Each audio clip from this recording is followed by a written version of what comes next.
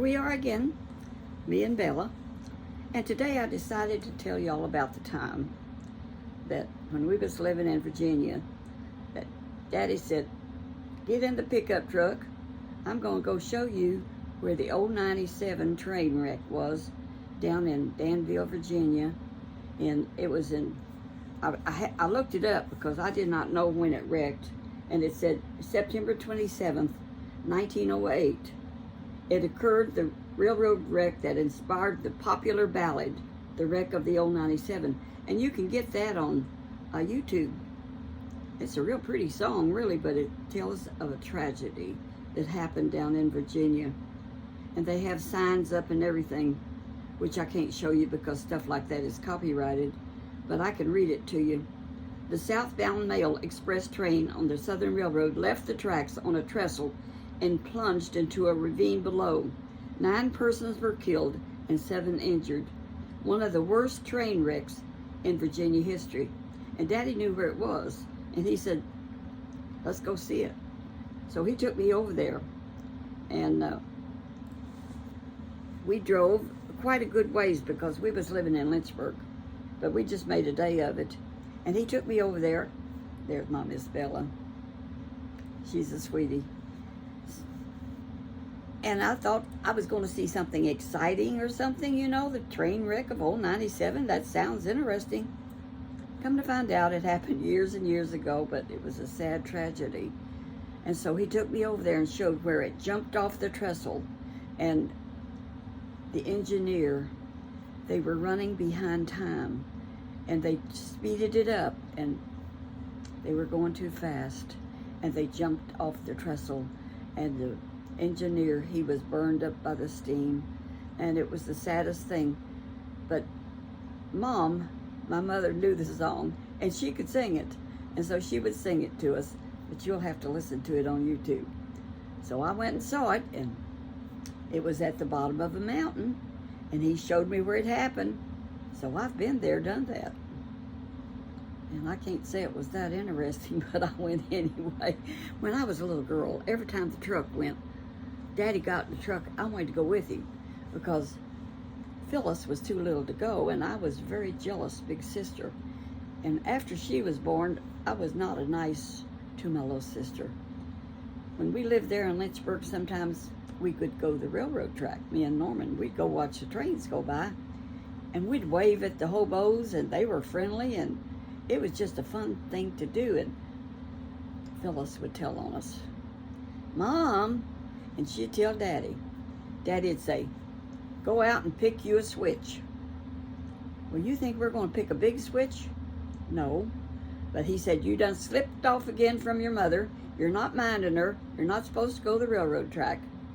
And we would go anyway. So we'd go out and pick a switch. Not a very big one. And you know, he really would use it on our legs. Not too hard. But he would switch us. And then maybe the next day or so, we'd go to the railroad again, because that was the fun of going there. And when we lived there, I went to church. I went to the Baptist church. And it was not far, just around the corner. And I would take Norman and Phyllis with me sometimes because I like to go to church. Mom and Daddy didn't go to church at that time of their life, but I did. And I had a good girlfriend with the name of Betty Ann. And me and Betty Ann and Norman and Phyllis would go, and we'd be in Sunday school, which was good. And I was the kind of person, and I've always been a little outgoing. And when we would stay, and they would sing songs, and the preacher would preach, and I'd stay for that sometimes. And one day the preacher says, now, isn't that right? And I said, yes, it is. You're not supposed to talk in church. Somebody come and tapped me on the shoulder, one of the deacons, I guess, and said, we're not supposed to talk in church. So I learned a lesson for a little while. But you know, when me and Buddy, my first husband, number 1, went on the evangelistic field, that came back. And as an older woman, you know, 46 years old, he'd get to preaching good, and I'd say, preach it, baby. And he would just be inspired. They loved us all over Louisiana. We loved Louisiana. Louisiana was a fun place to be. And I'll tell you what, the Lord was so good to us. Today is the day that the Lord has made. Let us rejoice and be glad in it. The Bible says so. I'm being glad in it. And you know what I did? I went out running this morning before I made this video. I wanted to go find another hat. Well, I found one, but it don't go with this outfit. But it's cute, and I'm going to wear it when I get the right outfit. It's pink. But see, isn't that pretty? I think it's going to look good with pink outfit. Maybe. It don't go with red. But I have fun anyway. But it's a cute hat, and it was $1. And I just think it's real pretty, but I have to have pink outfit to wear it. So I'll save it for later. I'm wearing red today and having fun. God is good. So I went out grocery shopping, and I was watching another one of these ladies that's on YouTube. And you know, some of us just tell you everything we have going on. James, number 3, is working today. He's got so many irons in the fire. And he says, we'll be having supper over at this house, my house, instead of his house. So I've got stuff prepared. You know, we kind of plan our meals. And I might be 90, but I still cook. And I'm going to have some stewed beans and cornbread. We went to that dinner the other day. We had a funeral, and we went to it. And I told about it on another video. They have a big dinner after the funeral. And so we was going to go to the big dinner, a mercy dinner or whatever it's called. They have it here in the South. We went to the wrong church. James said he thought he knew where it was. He didn't. So we went in that church that it wasn't, because cars was parked everywhere. We made ourselves at home. And they were so nice to us. They thought we were supposed to be there. We thought we were supposed to be there, and we was wrong. There's that cat again. So he's busy, and I've got supper. We bought so much food home from that, and they gave me a big thing of soup beans and cornbread. I'm going to cook that for supper. What, with some ham on the side? That'll be real good. Oh yes, and I have a salad made already. So we like salads too. And I fix salads. Kiddos, today is one of those days where I just say, what are you going to do next? Well, I tell you what, I was planning on doing this another day, but I'm going to tell you about it. If you hang on to the end, you will find out how I got my warts taken off. When I was 5 years old, I had warts all on both hands, really bad. And my mom said, I'm going to call that witch lady and have her come over. Witch lady. She knew who she was. And have her take them warts off your hand. Well, she got in touch with that lady, and the lady came over, and she had a little bag with her. And she opened up that little bag, and she took out a piece of string about this long. So she had me, we went to the kitchen, sit down at the kitchen table. She had me put my hands on the table. And then she took that string, and she would tie a knot. She didn't touch my hands or anything. She would just tie a knot over each of those warts.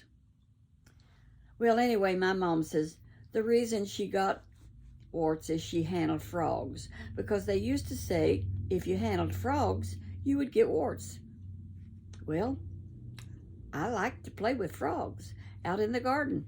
We had a garden right beside the house, and I'd go out there and I'd pick up them frogs and pitch them down and watch them jump, jump, jump. I enjoyed playing with frogs. It was something to do. And Mom says, that's what gave you those warts. She said, but this lady's going to take them off for you. So she would tie a knot for each and every wart that I had, and I had a bunch of them. Probably 10 or 12, I don't know. My hands were, and they were not little warts. They were big warts. So she did each one with a string. And she said, now, I want to tell you something. She says, I'm going to take this and bury it. And when this string rots, your warts will be gone. So she went home. So don't you know, I don't know how long it was, because like I say, I was only 5 or 6 years old. My hands were clean as a whistle. Got rid of those warts. They were gone. It worked. And I don't understand it, but it happened. So when I got a little older, my brother Norman had warts on his hand. And I said, I wonder if I could get rid of his warts. And I said, hey, Norman, come here. I got me a string, had him put his hands on the table. Maybe I'm a witch, I don't know. So I do the knots over each of his warts. And I said, now I'm going to bury this string, and in 5 days, your warts will be gone. And I said that with confidence, because I figure if she could do it, I could do it. She's a good witch, not a bad witch. I was 5 years old. And it had worked. It got rid of mine. So we waited, and we waited, and we waited. His warts did not go away. He had warts for a long time. So, of course, they finally disappeared. But I'm not a witch, good or bad. I'm just a little old girl that, well, I was about 10 or 12 years old when I tried to remove Norman's warts. I thought maybe I could do it. I'm not a witch, people. And you know, one time I told on one of my videos, my mom, she was quite superstitious, and she was only like 20 years old when I was born. And she said to herself, see, I was so bossy and all, just like my baby daughter, Kimberly. I have a baby daughter, Kimberly, and she's about 60, but she was always been bossy. Thinks she could run things. Well, that's what I always thought I could do when I was little. So Mom had always heard that a witch would not step over a broom. So she dropped the broom in front of me on the front porch, and I just stepped on across it and went on about my business. And Mom said, thank God she's not a witch. Even Mom was suspicious that I might be a witch. And that really happened. But life goes on, and this is the day that the Lord has made. Let us rejoice and be glad in it. And we're rejoicing when you're 90 years old. You rejoice when you wake up and feel good. And I feel good. And I went shopping, and I got groceries, and I got this pink hat. It is cute. It'll keep the sun out of my eyes when I get the right outfit to go with it. So God bless you, and have a great day. I love you, children. Thank you. And maybe I'll go down to my post office box and see if somebody wrote me a letter or something. That's what I'll do next. Fun, fun, fun. I'll let you know what happens. If nothing happens, I'll let you know. If something happens, I'll let you know. Don't forget to walk that walk where Jesus would be pleased with you. And you know what I'm going to do when I turn this off? I'm going to put this right up here and reach over and turn it off.